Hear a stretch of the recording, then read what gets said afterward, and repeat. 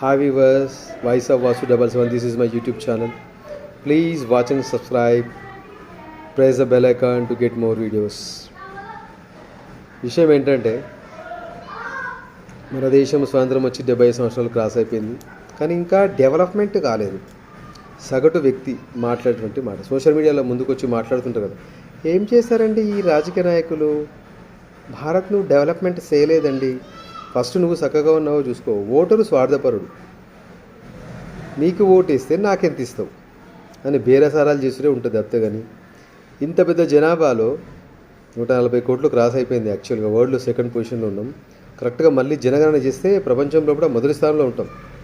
అంత population increase అయింది 20 సంవత్సరాల లోపల కదా.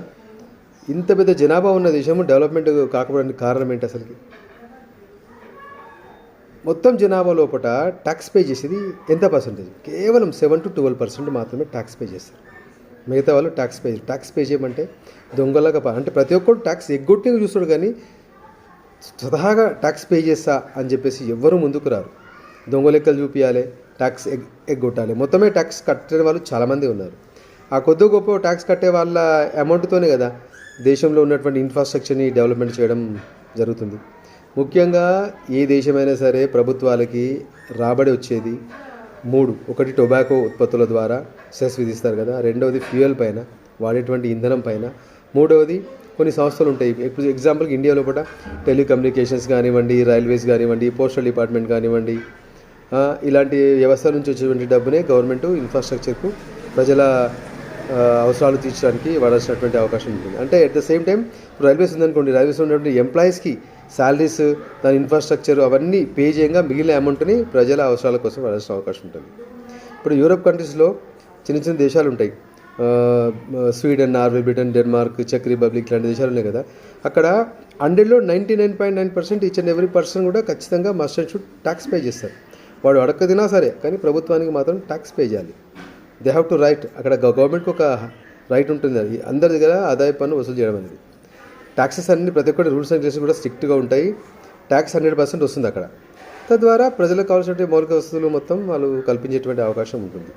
మరి మన దగ్గర ట్యాక్స్ మాత్రం పే చేయడు. ట్యాక్స్ ఎట్లా ఎగ్గట్టాలో రకరకాల ఆలోచన చేస్తూ ఉంటారు. చార్టర్ అకౌంట్ దగ్గరికి వెళ్తారు, చూడండి నేను ఇంత సంపాదించానండి ఈ సంవత్సరము నా ట్యాక్స్లో తక్కువ ట్యాక్స్ కట్టాలండి, ఎగ్గొట్టడానికి మార్గాలు చెప్పండి. అలాంటి అనాలిసిస్ కూడా మన దగ్గర ఉన్నారు. ట్యాక్స్ ఎగ్గొట్టడం ఎలాగా అని చెప్పేటువంటి అనాలిసిస్ కూడా చాలామంది ఉన్నారు. వాళ్ళకి డబ్బులు ఇచ్చి తన ట్యాక్స్ లోపల డిడక్షన్ చూస్తుంది, కానీ ప్రత్యక్షంగా వెళ్ళి నేను సంపాదించాను ట్యాక్స్ పే చేశాను గవర్నమెంట్కి అని చెప్పేసి ఎవరు కూడా. అంటే చిన్న ట్యాక్స్ కట్టి పెద్ద వస్తువులు కావాలి మాకు. మళ్ళీ ఎవరంటే బేరోజ్గార్. ఈ మధ్య కొత్తగా వచ్చింది సోషల్ మీడియాలో కూడా ట్రెండ్, ప్రతి ఒక్కరు బేరోజ్గార్ హూ మే బేరోజ్గార్ హూ. बेरोज़गार है, पढ़ाई लिखाई कुछ भी नहीं है. मोदी को जाके पूछता है, सेंट्रल गवर्नमेंट जाके पूछता है मुझे रोज़गार दिलाओ. कहाँ से आता है रोज़गार? 4 बीवियाँ 40 बच्चे, దేశం యొక్క పాపులేషన్ మొత్తం పెరిగిపోతుంది. పైలే పాపులేషన్కు కంట్రోల్ కరో. పాపులేషన్ కంట్రోల్ అవుతే ఏదైనా సాధించే అవకాశం ఉంటుంది. చిన్న దేశాలు మన కళ్ళ ముందు, మనకంటే తర్వాత స్వాతంత్రం వచ్చిన దేశాలు కూడా ఈరోజు డెవలప్ అవుతుంది. దానికి రీజన్ ఏంటంటే వాళ్ళ యొక్క మౌలిక వస్తువులు, రీసోర్సెస్ అన్నీ వాళ్ళే వాడుకుంటారు. కరప్షన్ తక్కువగా ఉంటుంది, పాపులేషన్ తక్కువగా ఉంటుంది, దేశ వ్యవస్థ పైన వాళ్ళకు పట్టు ఉంటుంది. అక్కడ మళ్ళీ ద్విపార్టీ విధానం ఉంటుంది. గల్లీకో పార్టీ, ప్రాంతీయ పార్టీలు ఉండవు. దేశంలో 2 పార్టీలు ఉంటాయి. వాళ్ళ ఎజెండా కూడా క్లియర్ కట్ ఉంటుంది. ఒక పార్టీ రూలింగ్లో ఉంటుంది, ఇంకో పార్టీ ఆపోజిషన్లో ఉంటుంది. ప్రజలకు ఏం చేస్తావో క్లియర్ కట్గా ప్రజల ముందే చెప్తారు. అది ప్రజలకు నచ్చితే ఓట్ చేస్తారు, గవర్నమెంట్ని ఎస్టాబ్లిష్ చేస్తారు. ఒకవేళ నచ్చకపోతే కూడా రీకాల్ వ్యవస్థ ఉంటుంది. మన ఇండియాలో ఎక్కడిది లేదు. ఒకసారి ఆ ప్రభుత్వాన్ని ఎన్నుకుంటే 5 సంవత్సరాల వరకు అదే ప్రభుత్వం పరిపాలన లోపల మగ్గాలి. ఇక వాడు ఎలా పరిపాలన చేసినా అంతే. ఫస్ట్ ప్రజలు ఓటర్ మారాలి. ఏదో రాజకీయ నాయకులు మాకేం చేయట్లేదు, ప్రభుత్వాలు మాకేం చేయట్లేదు.